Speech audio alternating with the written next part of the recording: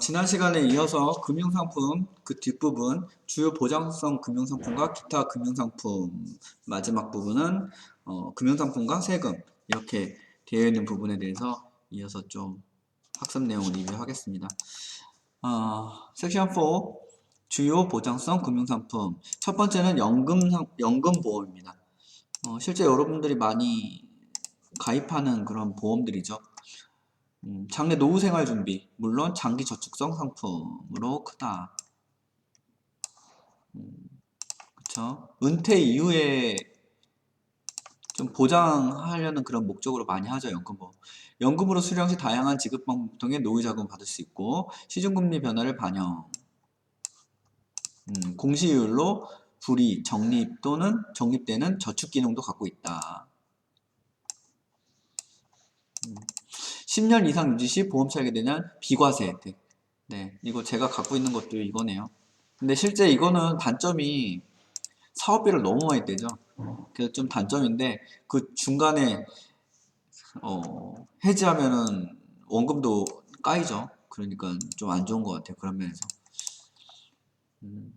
정말 장기로 갖고 가실 수 있는 분만 하길 바랍니다. 연금보험은 좀 조심하셔야 될 것 같아요. 종신보험 보장기간이 평생 이런 거 말 조심해야죠. 사명 원인과 관계없이 사망보험금이 지급되는 대표적인 보장성 보험. 각 개인의 재무상황 및 필요성에 따라 맞춤형으로 설계하여 각종 특약을 조립한다.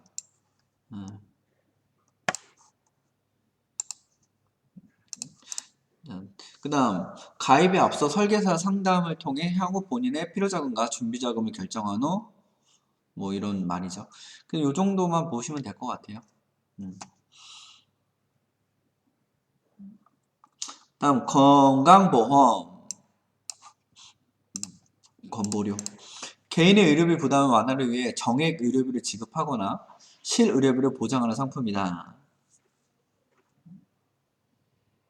정액 의료비 지급, 실의료비 보장. 개인의 재무상황 및 필요성에 따라 맞춤형으로 설계하여 각종 특약 선택, 다양한 보장을 한다. 요즘엔 다 이제 이 특약이 들어가서 어떤 상품이든지 고객의 개인별 수요, 재정 상태를 충분히 파악한 후 보장성 프로그램을 설계한다. 뭐 이 정도 알아두시면 될 것 같습니다. 변액보험, 변액보험도 좀 중요하죠. 보험의 기능에 투자의 기능을 추가한 일종의 간접 투자 상품.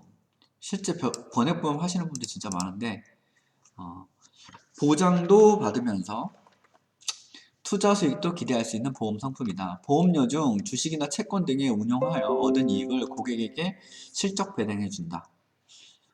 위험 보장이 기본적으로 전제되며 특약을 통해 다양한 보장을 추가. 이것도 특약 다 들어가네요.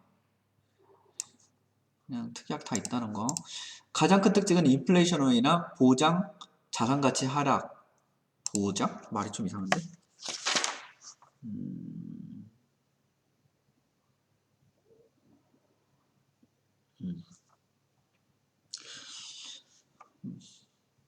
보완 기능임. 어쨌든 인플레이션 쉽게 말하면 그냥 인플레이션에 좀 대비했다 이 얘기죠. 연금보험, 변액종신보험, 변액 유니버셜보험 2004년에 도입됐고 이런 것들이 있다. 이 정도만 알아두시면 될 것 같습니다. 연금저축보험 장래 노후생활 준비는 물론 장기 저축성 상품으로도 큰 장점을 가진 상품이다. 약간 연금보험하고 비슷한 성격이 있네요. 연금으로 수령 시 다양한 지급 방법을 통해 필요 시점에 필요한 자금 방법으로 노후자금 수령, 시중금리를 반영할 공시율, 불이 적립되는 일정 고수익을 보는 저축기능, 연금저축보험 큰 차이를 못 느끼겠는데 일단은 보시고 장기저축성 보험 보험회사가 판매하고 저축기능과 보장성 기능을 겸비한 실세 금리 연동형, 금리 확정형 상품임. 말이 좀 어려운데? 기본적인 위험 보장과 함께 최저금리 보장 기능이 있어서 장기적으로 목돈을 안정적으로 운영하며 10년 이상 가입 시에는 비과세 혜택. 지금 뭐 좀 비슷한 게 장기저축성 보험하고 예, 여기 연금보험, 그 다음에 연금저축보험하고 연금보험 좀 약간 이 두 개를 섞어놓은 느낌인데 좀. 네. 일단 보겠습니다. 쭉. 그 다음에 CI 보험, 크리티컬 일리스니까 치명적인 아픔, 병, 치명적인 병에 걸린 걸 좀 보장해주는 보험이겠죠. 갑작스러운 사고, 질병으로 중병이죠, 중병. 중병 상태가 핵심이네요. 보험금의 일부를 미리 지급받을 수 있다.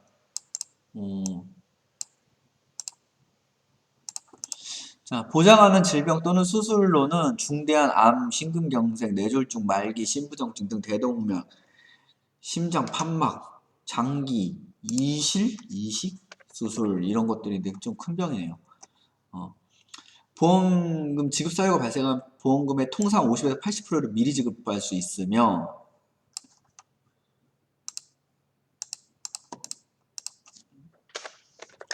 사망 시에는 나머지 자녀액을 사망보험으로 지급받는 상품이랍니다. 이건 CI 보험이었죠. 자, 실손의료보험. 이거 엄청 중요하고 많이 가입하시는 보험인데 보험가입자의 상해 또는 질병으로 인한 입원 통원치료 시 발병한 의료비를 보장하는 실손보장형 보험이다. 진료행위가 국민건강보험의 보장 대상인지 여부에 따라서 급여와 비급여로 구분해서 지급을 해주고 급여 부분은 다시 건강보험 부담과 환자 본인 부담으로 구분한다. 실제 이거 영수증 이런 거 다 나오죠? 예전엔 주의 깊게 안 봤는데 이렇게 공부하면서 좀 보게 되네요. 실제 발생한 진료비에 대해서 급여 중 환자 본인 부담금 보통 10,000원, 15,000원 이렇게 되는 것 같은데 그리고 비급여 의료비 일정 수준의 본인 부담금 금액으로 실비를 보장한다. 일정 수준의 본인 부담금 이건 설정하기 나름인데 제가 가입했던 상품은 15,000원인가? 이게 넘어가는 금액에 대해서는 이제 의료비를 보장해주는 그런 상품이었던 것 같아요. 자, 이번에는 이제 기타 금융상품, 나머지 금융상품들입니다. 정말 금융상품들도 외울 게 많습니다. 챕터 1부터 정말 좌절을 맛보게 하는. 재산 형성 목적 금융상품에는 뭐가 있는가? 개인 종합 자산관리 계좌, ISA, ISA, 개인 종합 자산관리 계좌. 이거 좀 들어본 것 같아요. ISA가 뭐지? 연금 저축이 뭐지? 이런 거. 그때 지금 존니 대표가 하는 메리츠 증권에서는 이거에 대해서 계속 안내하고 교육하고 이렇게 하고 있는데 거기서 들어본 것 같습니다. 저금리 저성장 시대에 개인의 종합자산관리를 통해 국민의 재산 증식을 지원하는 취지로 도입된 절세계좌, 세금이 절약된다는 거죠. 한 계좌에서 다양한 금융상품을 담아 운용, 일정 기간 경과하고 여러 금융상품 운용 결과로 발생한 이익과 손실을 통산한 후 순이익으로 세제 혜택을 부여한다. 세금 절세, 핵심은 절세라고 보시면 될 것 같습니다. 그러니까 절세를 얼마까지 해주느냐가 핵심이겠죠. 가입 자격은 굉장히 낮고 1인 1계좌만 허용되므로 둘 중에 하나만 가입된답니다. 이런 게 있었네. 신탁형으로 가입하든지 아니면 1인명으로 가입하든지 신탁형은 가입자가 금융상품 측에 선택하고 투자규모를 결정하면 금융회사가 가입자의 지시에 따라서 상품을 교체하는 거고 1인명은 그냥 맡기는 거겠죠? 금융사가 가입자의 위험 성향과 자금 목표를 고려하여 제시하는 모델 포트폴리오 중 하나를 선택하여 투자하는 방식. 편입 상품으로는 예금성 상품과 투자성 상품이 있다고 하네요. 한번 쭉 봐두시면 되겠습니다. 그래서 여기 보면 총 급여 5천만 원을 기준, 종합소득은 3,500만 원 기준으로 해서 이하와 초과가 되네요. 이거에 따라서 이제 가입자를 구분하고 세제 혜택을 해주는 거죠. 그래서 IS 계좌 내 순이익 중 400만 원까지 비과세. 400만 원 초과분은 9.9%로 분리과세. 이거는 200만 원까지 분리과세 이렇게 되네요. 그래서 요거 세제 혜택 한번 받으시면 될 것 같고. 가입 조건. 근로사업소득이 있는 근로자, 자영업자, 농업인으로서 직전 연도 금융소득이 2천만 원 이하인 경우에 누구나 가입한다.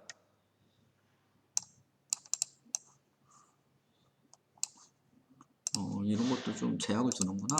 직전 연도 금융종합 이거는 제외. 뭔 말이지? 직전 연도 금융소득 종합과세 대상자. 종합과세 대상자가 아닌 경우도 있나? 일단은 이렇게 나와 있으니까 보고요. 직전 연도 소득이 없는 신입 직원도 회사에서 이거는 소득이 없어서 제외를 시키는 건가?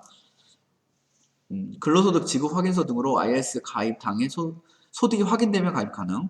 그러니까 소득이 없는 사람은 가입 안 시킨다 이런 얘기인 것 같습니다. 자, 납입한도 연간 2천만 원씩 총 1억 원 5년 납입으로 가능하고 소장펀드 600만 원 및 재형저축 300만 원 한도 가입자는 다른 거 가입한 사람들은 차감한 금액만큼 납입이 가능하다. 그러니까 세제 혜택에 대해서는 좀 이 정도의 제한을 둔다는 거죠.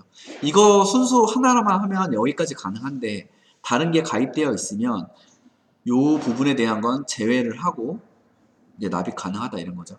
의무 가입 기간도 있네요. 세제 혜택을 받기 위해서 의무 가입 기간은 가입자라서 3에서 5년.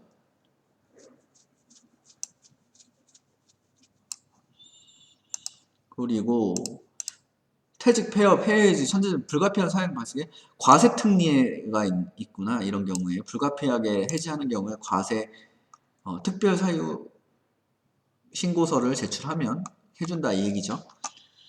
그래서 좀 잘 보이실지 모르겠는데 여기 이제 가입 대상하고 의무 가입 기간, 그다음에 최대 가입 기간이 이렇게 나와 있네요.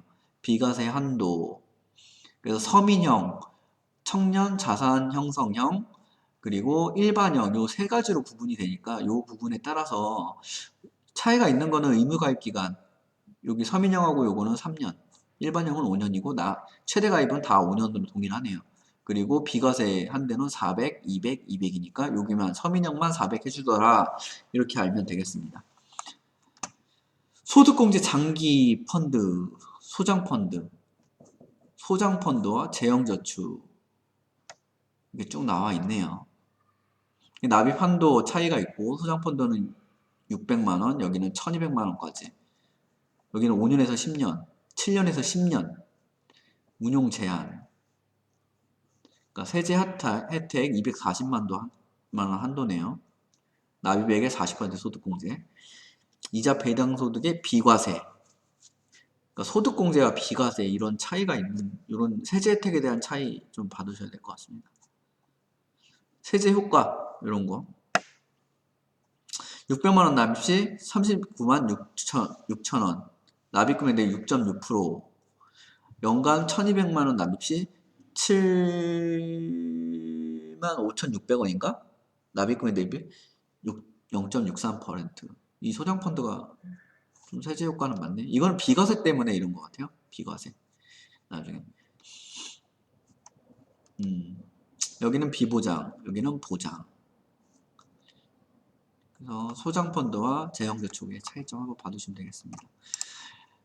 방금 거 본 거는 쭉 본 거는 그러니까 이거는 재산 형성 목적 금융 상품에 대한 부분이고 그 중에서 개인 종합 자산 관리 계좌에 대해서 본 겁니다.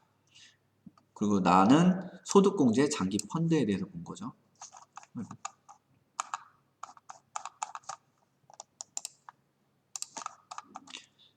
투자성 금융상품에는 특정 금전 신탁이라 맞춤형 특정 금전 신탁 투자자는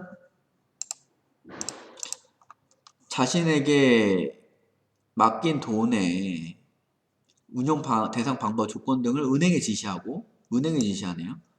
은행은 지시 내용에 따라 운영하고 수익에서 일정한 비용을 차감 후 실적 배당하는 상품이랍니다. 투자자, 은행의 지시.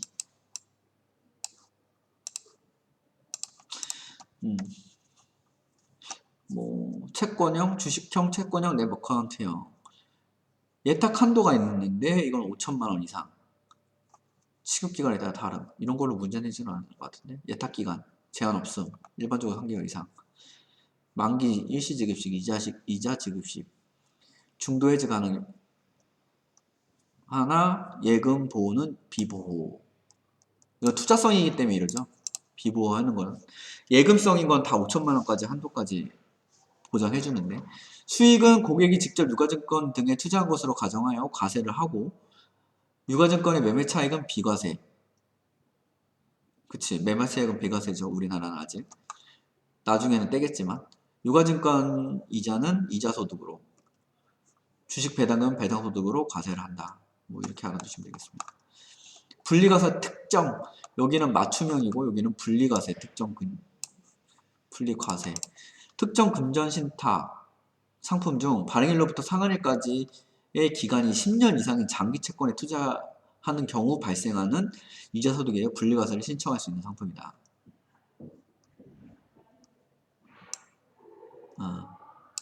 이게 핵심이네요.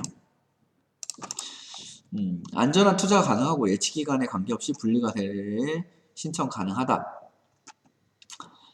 그래서 뭐 1억 원 이상 뭐 여기 이런 거 분리과세는 33%다 이런 거 보시면 되겠습니다.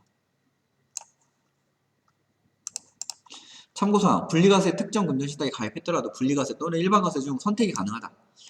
꼭 분리과세 안 해도 된다 얘기죠. 분리하면은 좀 유리한 대로 연간 종합소득 과세표준 8,800만 원을 초과하는 경우 분리과세 신청이 유리하다.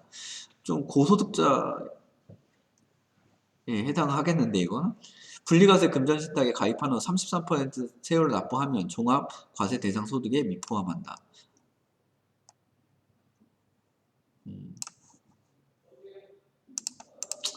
그다음 재산신탁.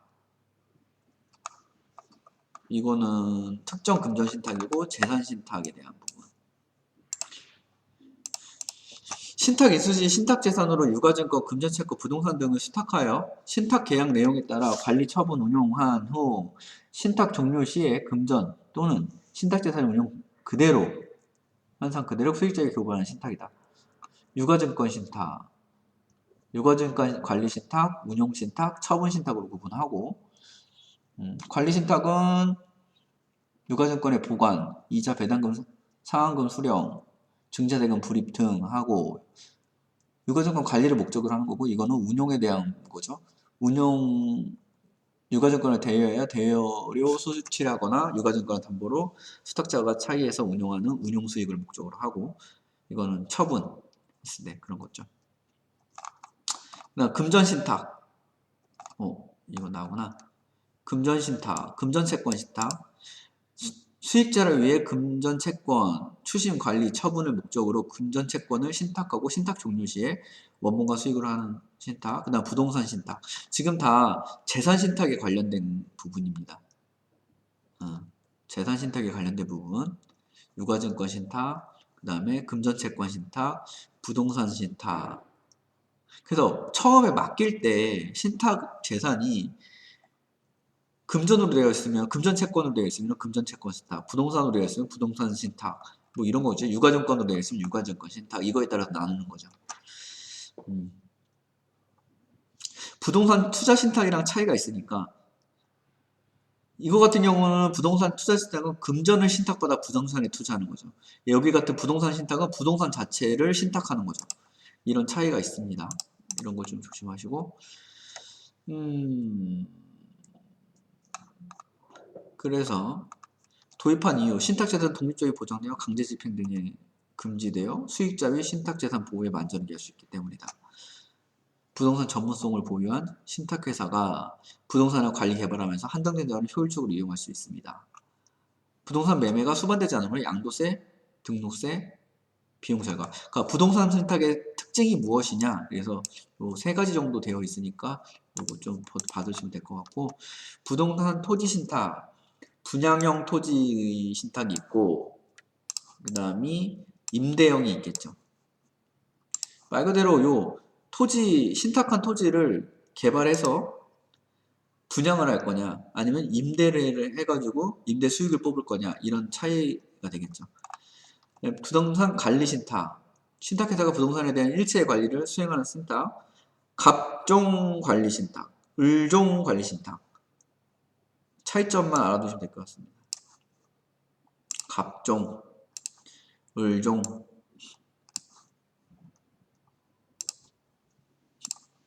단순 소유권만을 관리한다고 하면 을종. 그거보다 더 많은 거, 종합적인 관리 운용을 하면 갑종. 단순 소유권만 보존만을 관리하면 을종. 부동산 처분 신탁. 매국해 주는 거죠. 담보 신탁. 위탁자가 금융기관으로부터 대출을 받기 위하여 설정하는 신탁. 대출을 위한 신탁. 부동산 담보 잡히고. 금융기관의 비용 절감 효과. 소유권이 신탁회사로 이전되어 후순위 권리 결정에 관련하여 동관리 설정을 배제할 수 있음. 이건 특징인데, 원래 수탁자로부터 금융기관 그 신탁회사로 명의 이전 처리를 하고 그 다음 하는 건가? 소유권이 신탁회사로 이전된다고 하니까 그런 내용이겠네요. 후순위 권리 설정에 의하여 이런 특징이 있다니까 이런 거는 좀 주의해서 봐둬야 될 것 같습니다. 신탁법상 파산 재단을 구성하지 아니하고 신속한 채권 회수가 가능한 이런 특징이 있고, 저당권이랑 차이가 뭐냐?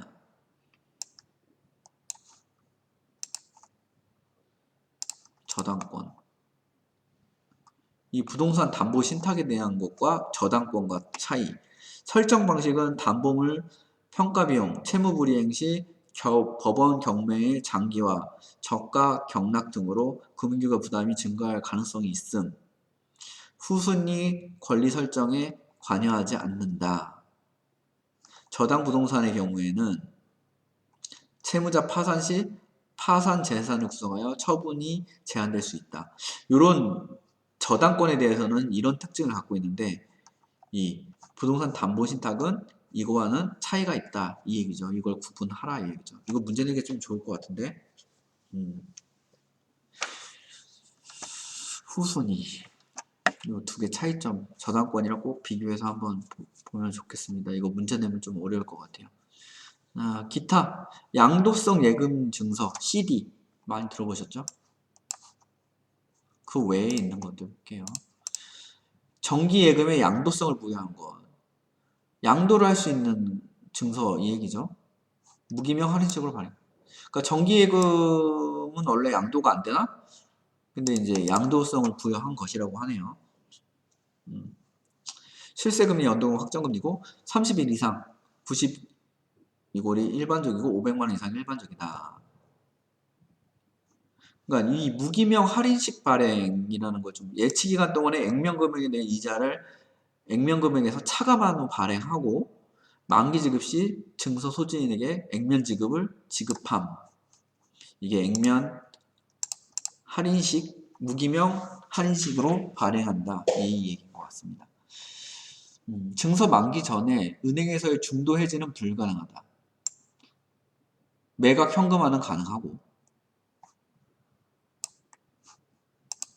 이런 특징이 있으니까 봐두시고, 그 다음 표지요. 금융기관이 기업으로부터 매입해 보유하고 있는 상업어업이나 외상 매출 채권을 다시 여러 종을 쪼개어 한데 묶어 액면금액과 이자율로 새로이 설정해 발행하는 어음. 말이 좀 어려운데? 이미 보유하고 있는 상업어업이나 외상 매출 채권을 다시 쪼개거나 묶어서 약간의 파생상품의 느낌인데? 이미 있는 거를 또 쪼개가지고 묶거나 쪼개서. 자, 저축기간은 원어음의 만기, 최장 만기일 범위에 있고, 다른 거랑 좀 다르죠, 느낌이? 이거 보호하네요. 특징. 예금자 보호법에 의해 보호하고, 표준어음은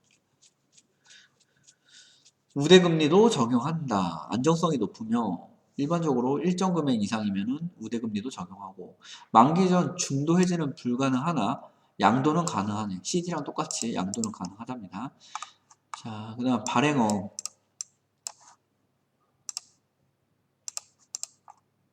종합금융회사나 증권금융회사 영업 자금 조달을 위해 자체 신용으로 융통어음을 발행하여 일반 투자자에게 매출하는 형식의 금융상품이다.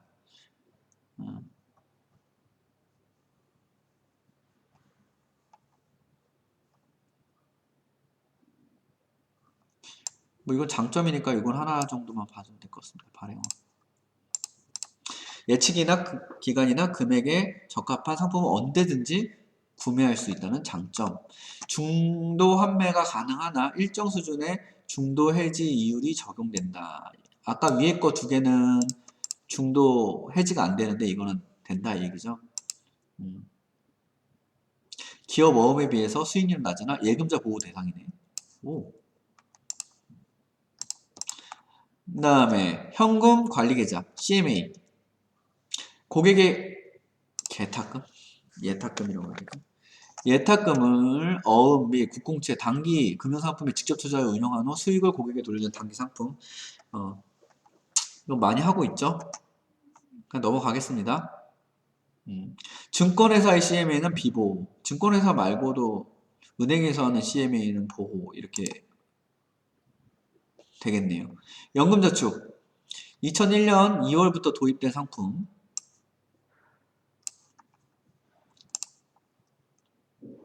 취급기관별로 연금신탁, 연금투자신탁, 연금보험, 연금공제 등의 명칭으로 판매한다. 소득공제 혜택 있고 연금 수령 시 소득 공제분과 연금 이자에 대해서 세금은 부과시킨다. 소득 공제가 대부분은 소득 공제가 있으면은 과세죠. 두 개를 다 해주지는 않는 것 같습니다. 두 개 다 하는 상품이 있나? 못 본 것 같은데. 노후 대비 장기 금융상품, 세금 우대, 소득 공제 혜택. 취급기관은 은행, 증권사, 보험사, 우체국, 자산운용사, 농수협, 중앙회 등. 만 18세 이상의 국내 거주자 가능하고, 저축 매 1만원 이상 연간 1800만원까지 가능하고, 연금저축 아까 나왔던 거죠. 분기별 총 600만원까지 저축 가능하다. 다른 상품과 포함해서. 자, 저축기간은 적립기간부터 연금 지급기간까지로 봐야 되고, 연금 지급기간까지 쭉 길다 얘기죠. 인출 가능하고, 수령 주기는 뭐 월 단위 369, 36개월 1년 단위로도 가능하고, 지급 방식은 정액식 지급이다. 수익자 요청 시 체증식도 가능하다. 체증식.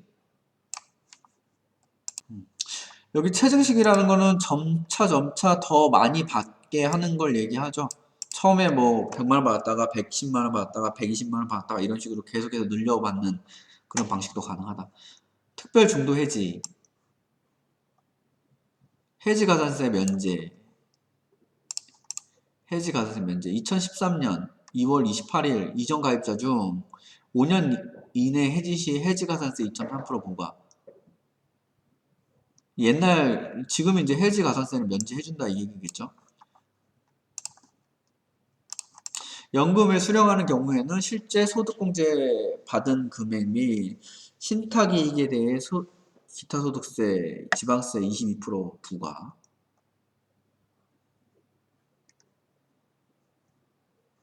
연금 외 수령 시. 배울 거 너무 많다. 기본소득세 납부로 신탁 원본에 미달하는 경우는 불이익을 받을 수 있고 세금 수수료 발행으로 원금 소실이 발생하는 경우 일부 인출 금액은 원분 보전에서 제외한다. 부득이한 사유로 특별 해지하는 경우 기타 소득세가 있다.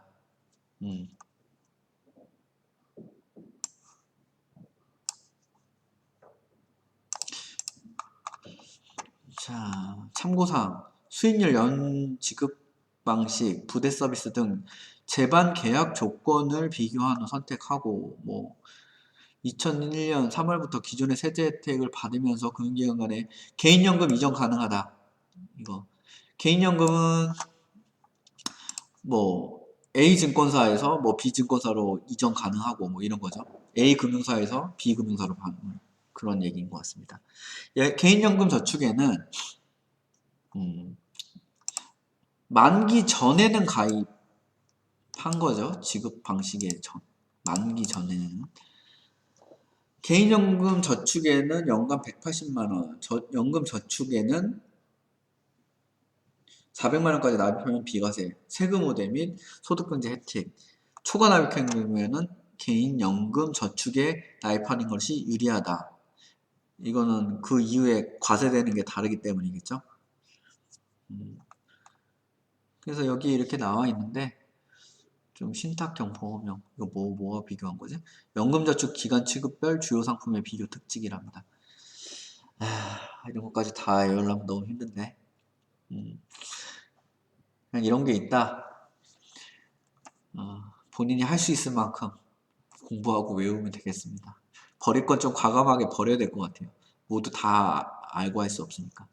주택연금, 영모기지론. 이거는 주택을 담보로 해서 매월 이제 일정 금액을 지급받는 방식이죠. 그래서 어느 기간이 되면 주택을 양도하게 되는 그런 방식이던데 노후 생활자금으로 매달 연금처럼 지급받는 대출을 말한다. 2017년 7월 11일부터 시행을 했고 노후 생활자금은 주택담보대출이라고 보면 됩니다. 이게 핵심이겠네요.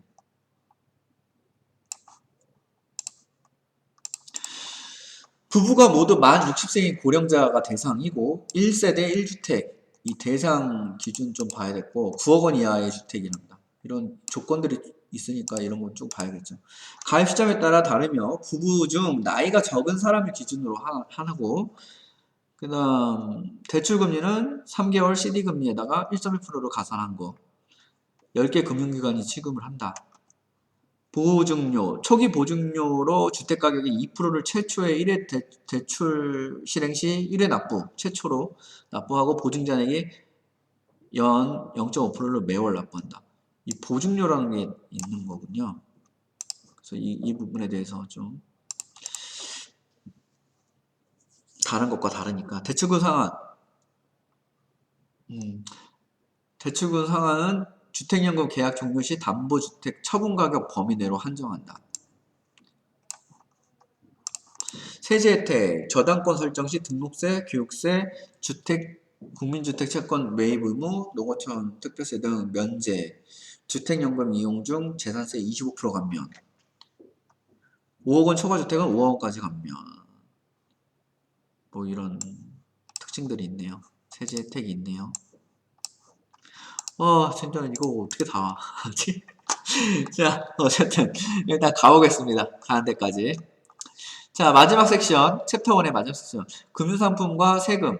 금융상품과 세금이, 그러니까 세금이 다르게, 세제 혜택이 다 다르기 때문에 그거를 잘 알아보고 가입을 해야 이제 제대로 소득을 챙길 수 있겠죠. 수익을 챙기고. 그래서 기본적으로 세금은 소득세법에 의한 소득세, 지방세법에 의한 주민세, 농어촌 특별법에 따라 동감면세액을 기준으로 부과되는 농어촌 특별세 등이 있다. 이런 거죠. 소득세, 주민세, 농어촌 특별세 이렇게. 감면에 대한 부분은 조세특례 제한법에 규정되어 있다. 일반세는 일반적으로 세금은 소득세 14%와 주민세에서 15.4% 세금입니다. 보통 이자 소득에 관련된 건 다 15.4%로 현재 되어 있죠. 그래서 이 일반세 정부가 장려하는 비과세 비과세 저축 저종합 저축 비과세 저종합 저축 의 이자 배당에 대해서는 세금 부과를 하지 않는다. 세제 혜택을 해주네요. 그래서 이런 세제 혜택 있는 것들 잘 보고 해야 될 것 같습니다. 그래서 여기 쭉 정리된 게 있어요. 절세 유형, ISA, 비과세, 비과세, 세액공제, 세액공제, 소득공제. 자, 크게 나누면 세 가지, 네 가지 정도로 되네요. 비과세냐, 세액공제 해주냐, 소득공제 해주냐, 소득공제랑 세액공제가 다른가? 비과세. 그 다음 세금 우대해주냐. 이런 부분으로 나는 크게 비과세와 소득공제, 세액공제. 이 차이가 뭐지? 일단 여기 소득에 대한 일정 부분을 빼는 부분하고 세액에 대한 비율을 아예 조정해가지고 하는 거랑 이 차이점이 이 소득공제보다는 세액공제가 훨씬 이 세제 혜택이 좋다고 하네요. 이렇게 알아두시면 되겠습니다. 네. 그래서 이 부분에 대해서 한번 쭉 정리해 두시고 좀 중요한 상품에 대해서만 정리해 두시면 되지 않을까 하는 생각이 드네요. 너무 구체적인 거는 내용이 많기 때문에 세부적인 내용은 80에서 84쪽 직접 보면서 정리해야 될 것 같아요. 양이 너무 많아요. 이거 다 하려면 정말 머리 터질 것 같아요. 그래서 이 정도로 해서 그냥 정리하고 넘어갈게요. 예금 보험제도, 예금자 보호부에 따라서 예금 보험제도가 있다. 보호 대상은 금융기관, 그리고 금융기관에는 은행, 조합, 은행법 적용을 받는 조합, 그 다음에 국내은행, 외국은행 국내지점 포함, 그리고 자본시장법 12조에 따라서 증권을 대상으로 하는 투자 매매업, 투자 중개업 인가를 허가받은 투매업장, 투자 매매업장, 업자, 투자 중개업자, 보험회사, 종합금융회사, 상호저축은행 등 이런 사람들. 자, 그리고 농수협 그러니까 중앙회까지는 여기에 해당을 하는데 중앙회, 상호저축은행 중앙회, 여기 중앙회도 들어가지 않나?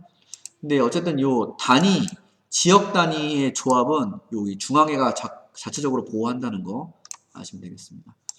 여기는 예금자 보호를 각 중앙회에서 해준다. 그래서 보호 대상 금융상품 여기 정리되어 있는 거 교재에 정리되어 있는데 은행권에서 보호 대상과 비보호 대상, 투자 매매업자, 투자 중개업자의 관련된 부분 중에서 보호 대상과 비보호 대상, 보험회사 이런 부분들이 있으니까 쭉 한번 정리하고 넘어가시면 되겠습니다. 자, 예금보험금이 지급되는 경우, 예금이 지급 정지됐다. 금융기관의 경영 악화로 인해서 예금을 지급할 수 없는 상태에 빠지거나 금융감독원이 지급 정지 명령을 내린 경우, 경영 정상화 가능성이 회생 불가능하다고 판단되는 경우에는 이제 예금이 지급 정지된 날로부터 예금보험공사가 대신 지급을 하는 거죠. 결정하기까지는 2, 3개월 정도의 기간이 소요된다. 자, 인가 취소, 파산, 해산, 파산의 경우 이런 것들에도 지급을 해줘야 되고 예금보험공사가 계약 이전의 경우 그래서 어떤 다른 기관으로 합병되거나 승계되거나 이럴 경우에 승계되지 않는 그런 부분에 대한 예금을 지급하고 합병되는 경우도 마찬가지로 포괄 승계됨 그런 얘기죠. 그러니까 합병 시 1년까지는 각각 5천만 원 한도에 대해서 보호하나 1년이 경과한 후에는 한 개 금융기관으로 모아 5천만 원에 대해서만 적용한다. 이런 거. 보호 한도 예금의 전액을 보호하고 일정액만 보호하는 것을 원칙이죠. 지금 5천만 원이죠. 최고.